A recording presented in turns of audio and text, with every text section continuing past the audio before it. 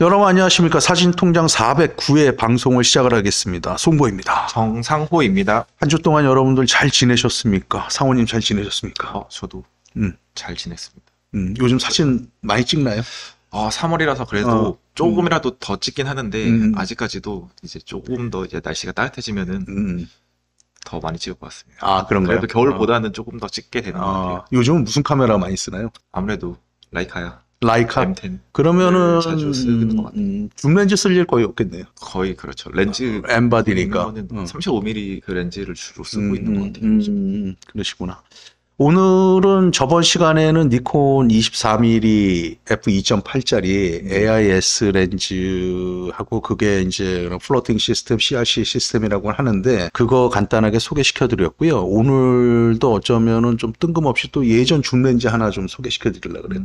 이게 이제 가성비 때문에 이러는 건데 요즘에 광각 줌 렌즈 사실은 이 줌비를 잘 쓰진 않을 거예요. 오늘 이제 알려드리고 싶었던 렌즈는 AF203 f2.8D 렌즈라고 해갖고 어쩌면은 초광각이죠. 당시에도 그랬고 지금도 초광각 쪽이죠. 20mm부터 시작을 하니까 이제는 뭐 1635, 1735가 완전히 대중화가 돼갖고 굉장히 그전에는 꿈도 못 꿨던 화각들이 나오는 건데 2035는 이제 니콘의 초광각 렌즈의 시초라고 보시면 될 것 같아요. 그전에는 이제 이 렌즈가 나오기 전에 MF 시절 때는 이제 2550 유명했던 렌즈가 하나 있었고 그게 AF 렌즈로 나가면서 2450이라는 렌즈가 하나 있었었죠. 그건 이제 보급형 렌즈고요. 그래서 니콘에서 이제 제대로 회심이라고 그래야 되나요? 마음 먹고 하나 제대로 만들어야 되겠다 그래갖고 프로 지향적으로 튼튼하게 제대로 만든 AF 렌즈가 이 렌즈입니다, 여러분.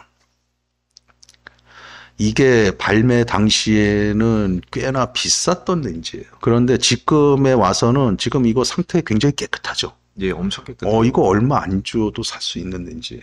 이거보다 상태가 안 좋으면 30m로 살 거고요. 물론 2025년 3월 기준으로. 예, 맞습니다. 그다음에 요 정도 상태면 이거 굉장히 깨끗하거든요. 이제 후드는 제가 이제 안 갖고 왔는데 후드까지 포함해서 대략적으로 한 40만 원 전후로 살 수 있는 렌즈가 아닐까.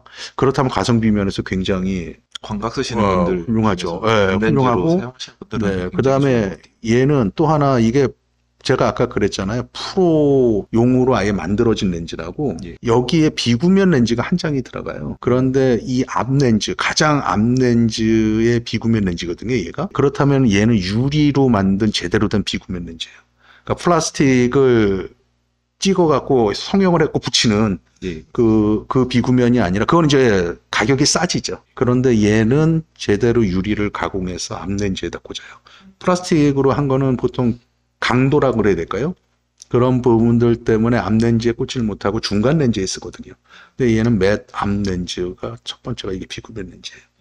요거를 이제 화면으로 스펙 말씀드리면서 사진을 보여드리면 이 아까 조금 전에 보여줬던 이제 그 렌즈에 후드를 장착하면 저런 모습이고 앞은 저래요. 그래갖고 요게 1993년도에 발매를 해요.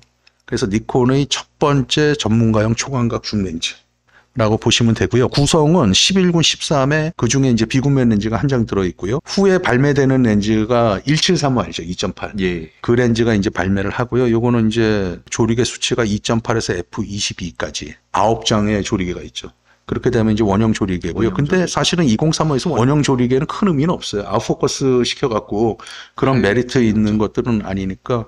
그 다음에 요거는 이제 거리가 최소 근접할 수 있는 거리가 0.5m까지. 그렇게 될 것 같고요.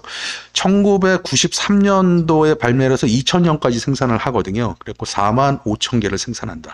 많은 건가요? 난 이게 요즘은 감이 안 와요. 전 세계적으로 쓰는 건데 45,000개를 생산을 해갖고 판매가 됐던 렌즈거든요. 그 다음에 이제 이 렌즈는 중앙에서는 모든 영역에서 선명해요. 그런데 이제 주변부의 광량 부족, 어느 렌즈나 주변부의 광량 부족 현상 이런 것들이 나오잖아요. 그래서 이게 또 줌 렌즈이다 보니까 아마도 얘는 제가 이제 써본 경험에 의하면 8에서 11 정도에서 최고의 성능이 나온다. 그렇게 보시면 될 것 같고요. 1735 2.8 렌즈 있죠. 그거보다는 얘가 작고 좀 더 콤팩트해요. 그런데 선명도, 그러니까 이미지의 퀄리티? 그것들은 크게 뭐 이렇게 뭐 눈에 띌 정도로 걔가 좋고 얘가 나쁘다 이런 거에 그런 느낌들은 없는 렌즈죠. 그래서 지금도 만약에 깨끗한 것들을 구할 수 있다 그러면 이게 굉장히 가성비가 좋은 렌즈가 아닐까 이렇게 보는 거고요. 그 다음에 또 하나, 이 렌즈가 왜 프로제향형 렌즈인가를 보여주는 하나 예가 있는데, 그 무한대 옆에 20하고 35라고 적혀 있고 점이 두 개가 있잖아요. 예. 저게 뭐냐면은 적외선 필름을 쓸 때 초점을 저기다 맞춘다는 얘기예요. 이게 줌렌즈잖아요. 필름 시절 때 이제 얘기를 해드리면 적외선 필름을 쓰게 되면 가시광선에 있는 거하고 다르단 말이죠. 우리는 모든 렌즈들은 가시광선 안에서 초점을 맞출 수 있게 세팅이 되어 있다는 얘기죠. 근데 그리고 가시광선에서 쓸 수 있는 필름들을 쓰고 있는 거잖아요. 네. 그런데 적외선 필름은 그거보다 다른 영역에서 우리가 쓰는 필름이잖아요. 그랬을 때는 렌즈를 초점을 맞춘 거에서 이동을 시켜줘야 돼요. 그래서 20하고 35에 점이 있는데 저 만약에 무한대가 저기에 맞았다 35mm에 초점을 맞추고 있다는데 무한대가 저렇게 맞았다 그러면 저기다 놓고 집으면 초점이 안 맞습니다. 적외선 필름을 쓸 때는. 35 쪽으로 이동을 시키는 거예요. 그 다음에 20mm를 내가 쓰고 있다 그러면 20mm 쪽으로 쓰고 있는 거죠. 그러니까 두 가지 정도를 저렇게 표시를 해주고 있다라는 얘기는 결국 뭐냐 하면 이거는 프로들이 쓸 거를 염두에 주고 설계를 하고 만들었다라는 얘기예요. 그 다음에 전체적인 만든 매무새라든가 이런 것들도요, 굉장히 조립 완성도가 굉장히 높은 렌즈예요. 물론 이게 캐논에도 2035 2.8짜리가 있었죠. 그랬다가 그게 이제 1735, 1635 이렇게 같이 나가는 거, 니콘도 마찬가지로 쫓아갔다 그래야 되나? 어쨌거나 이제 같은 개념들로 이동이 된 건데, 아까 예를 들어서 매뉴얼로 초점을 맞추면 지금 이렇게 보시면 만약에 이렇게 볼까요? 초점을 맞췄는데 여기가 이렇게 3m가 우리가 가시광선에서 맞았잖아요. 근데 내가 적외선 필름을 넣고 찍을 때 35mm에서 만약에 촬영을 한다. 이거 줌렌즈니까. 그렇다면 이 3m를 35 여기 있는 점에 이렇게 갖다 맞춰야 돼요. 그래야지 이게 정확한 초점이 맞는다라는 얘기예요. 그래서 보통의 프로들이 사용하는 렌즈나 세심하게 배려된 렌즈들은요, 어떤 렌즈이건 간에 적외선을 쓸 수 있는 마킹이 되어 있어요. 단일 렌즈들 가끔 가다 보면 대체적으로 빨간색, 수동 렌즈들에서는 빨간 점을 찍거든요. 그게 이제 적외선 필름을 쓸 때 이제 초점거리를 그쪽으로 다시 이동시키는 마킹 위치예요. 처음 알았어요. 아, 진짜로? 예. 그렇군요. 적외선 필름이나 뭐 이런 것들 써볼 일이 아예 없으니까. 적외선 필름은 우리가 생각하는 거랑 또 다른 세상을 보여주거든요. 상당히 재밌죠. 재밌다고 표현하는 게 맞는지 모르겠지만 굉장히 독특한 묘사들을 해요. 대신에 이제 적외선 필름을 꽂게 되면은 가시광선을 완전히 다 차단을 해줘야 되잖아요. 그래서 레드 필터를 앞에다가 꼭 꽂아야 돼요. 그래야지 이제 그 제대로 된 그 묘사를 하거든요. 어쨌거나. 그래서 이 렌즈는 제가 오늘 오래된 렌즈이긴 해요. 그 다음에, 아마 이게 잘 깨끗한 것들이 잘 안 보일 수도 있어요. 근데 줌 렌즈의 초광각 줌, 20mm든 여기서 하는 초광각 줌 렌즈를 니콘을 쓰시는 분들이라면 한 번 정도 관심 가져보아도 좋을 것 같아요. 왜냐하면 가격 대비 성능이라든가 렌즈의 설계라든가 만든 재질이라든가 이런 것들이 상당히 잘 만들어진 렌즈라 한번 여러분들한테 좀 보여드리고 싶었고요.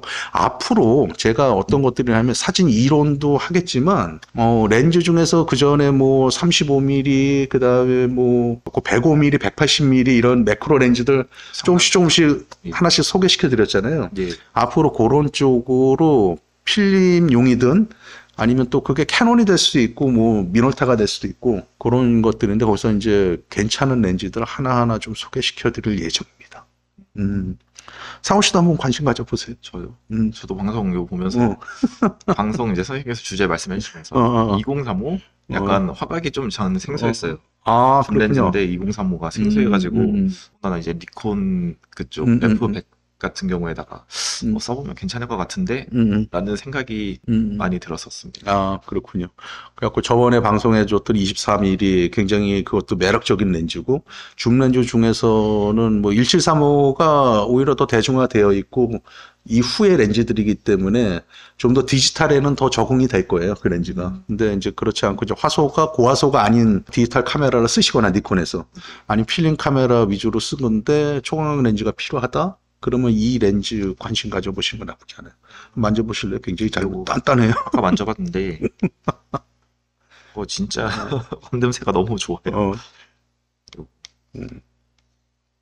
나쁘지 않죠. 좋은데요. 여러분들 오늘 소개시켜드린 2035 렌즈 한번 관심 가져보셔도 저는 좋을 것 같습니다.